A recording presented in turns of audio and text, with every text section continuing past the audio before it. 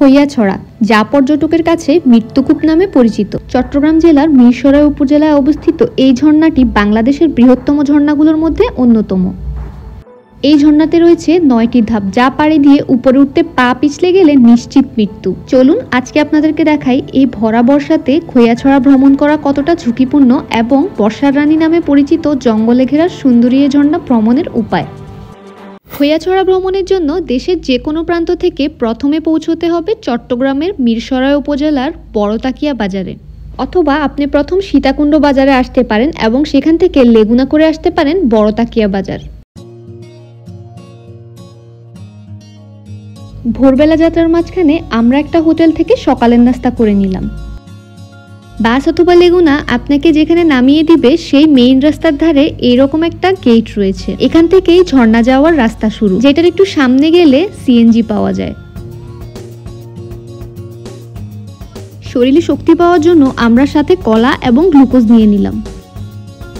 জনপ্রতি 15 টাকায় সিএনজি আমাদের ট্রেকিং পয়েন্টের কাছে নামিয়ে দিল। আমাদের হাঁটা এখান থেকে স্টার্ট হয়ে গেছে, আর এখানে এখন অনেক মানুষ দেখতে পাইতেছি। ঈদের কারণে ছুটি পাইছে, তো সবাই মোটামুটি এদিকে ঘুরতে আসছে। এখানে প্রত্যেকটা দোকানে 30 টাকা জোড়ায় অ্যাঙ্কলেট পাওয়া যাচ্ছে, যা পিচ্ছিল পাহাড়ি পথে আমাদের অনেকটা সাহায্য করবে। আর সাপোর্টের জন্য 10 টাকার লাঠি পাওয়া যাচ্ছে, যা ফেরত আনতে পারলে 5 টাকা দেওয়া হয়।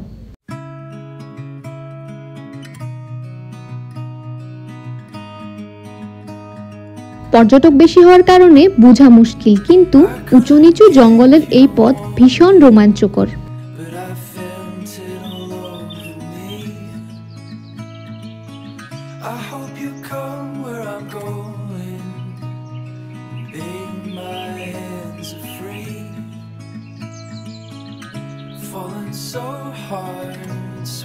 প্রায় 10 মিনিট হাঁটার পর খুঁজে পেলাম টিকিট কাউন্টার।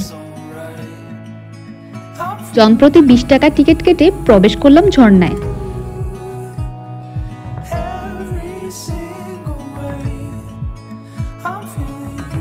এখানে প্রবেশের পর ঝিরিপথ অনুসরণ করে ঝর্ণার দিকে এগিয়ে চললাম আমরা।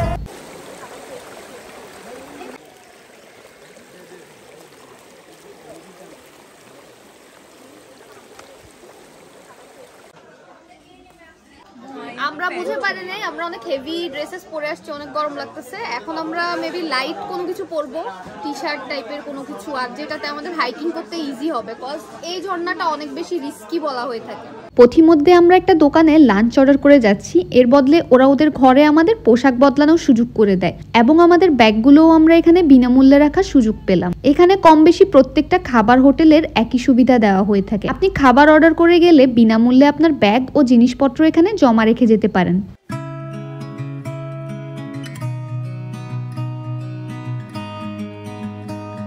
এবার শুরু হলো আমাদের আসল ট্রেকিং।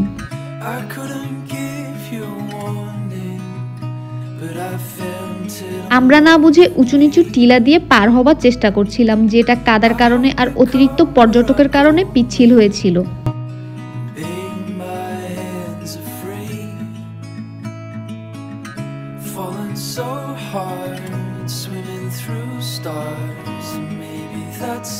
এখানে যেখান থেকে পানি প্রবাহ হচ্ছে ওই ওয়েটা ফলো করে আমরা যাচ্ছি, কারণ এটা মাছ সেফেস্ট মনে হয়েছে আমাদের কাছে।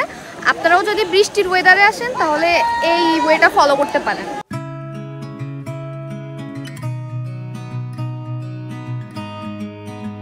খুব বেশি কাদাময় এবং পিচ্ছিল হওয়ার কারণে টিলার রাস্তা ছেড়ে আমরা ঝিরির পানির মধ্যে দিয়ে হেঁটে সামনে এগিয়ে যাচ্ছি। কেমন কষ্ট হইতেছে? কষ্টের কথা আর কি বলবো, 2 বার তো পড়েও গেছি, এটা থেকে বড় কষ্ট আর কি আছে।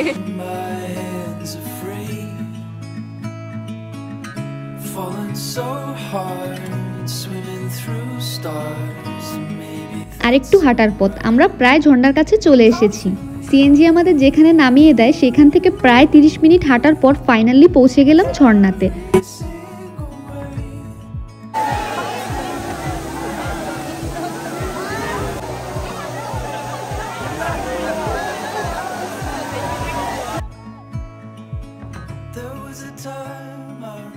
সেদিন ঝর্ণায় পর্যটকের এত ভিড় ছিল যে আমরা ঝর্ণায় আর গা ভিজাইনি, বরং আমরা উপরের ধাপগুলো অনুধাবন করার সিদ্ধান্ত নিই। যদিও উপর থেকে ফেরত যারা আসছিল তারা সবাই আমাদের উপরে যেতে বারণ করছিল, কারণ একটু আগেই সকালে ঝুম বৃষ্টি হয়েছিল, যার কারণে খাড়া পাহাড় আরো বেশি পিচ্ছিল হয়েছিল। এই মুহূর্তে উপরে ওঠা মানে জীবন নিয়ে খেলা করা, কিন্তু আমরা সকলের সতর্কবাণী উপেক্ষা করে উপরে উঠতে থাকলাম আর টের পেলাম জীবন নিয়ে খেলা করার মজা।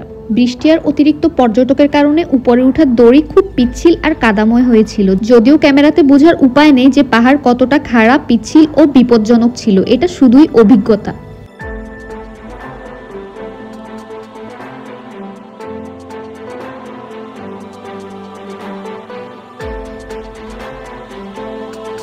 আমরা তৃতীয় ধাপে পৌঁছালাম অনেক কষ্টে এবং এখান থেকেই নিচের সৌন্দর্য অবলোকন করছি।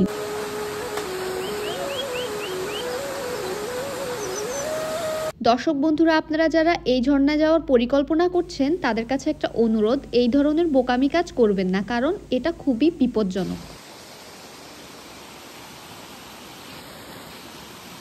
অনেক ইচ্ছা থাকা সত্ত্বেও আমরা চূড়ায় পাড়ি দিতে পারলাম না, কারণ আমাদের টিমের একজনের সাথে খুব খারাপ দুর্ঘটনা হয়, তাই এখানে আসলে খুব সাবধানে পা ফেলবেন।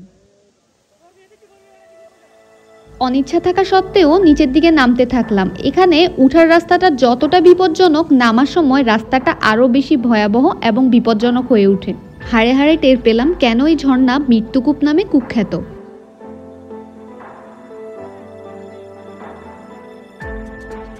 আমার মতো যারা এই ঝর্ণার 9টি ধাপ পাড়ি দিতে ইচ্ছুক তাদের আমি একটা কথাই বলবো, অবশ্যই আপনারা বৃষ্টির দিনগুলো অ্যাভয়েড করে যে কোনো শুকনো মৌসুমে এখানে আসবেন।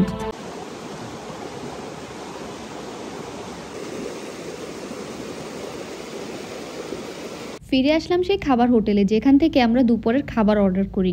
কাপড় পাল্টে হাত মুখ ধুয়ে আমরা খেতে বসে পড়লাম। খাবারে রয়েছে ব্রয়লার মুরগির কারি, আলুর ভর্তা, ডাল এবং ভাত। এই প্যাকেজটি জনপ্রতি 150 টাকা।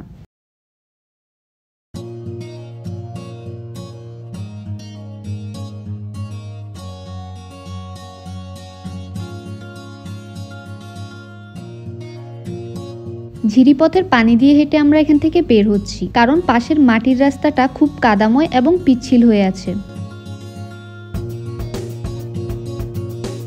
ফিরতি পথে আপনারা বড়তাকিয়া বাজার কিংবা সীতাকুণ্ড বাজার থেকে বাস পেয়ে যাবেন। ট্রেনের জন্য যেতে হবে সীতাকুণ্ড স্টেশন।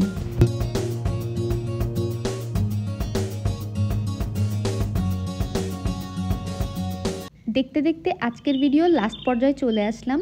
আজ এখান থেকেই বিদায় নিচ্ছি। দেখা হয়ে যাবে অন্য কোনো ভিডিওতে। সেই পর্যন্ত ভালো থাকবেন, সুস্থ থাকবেন।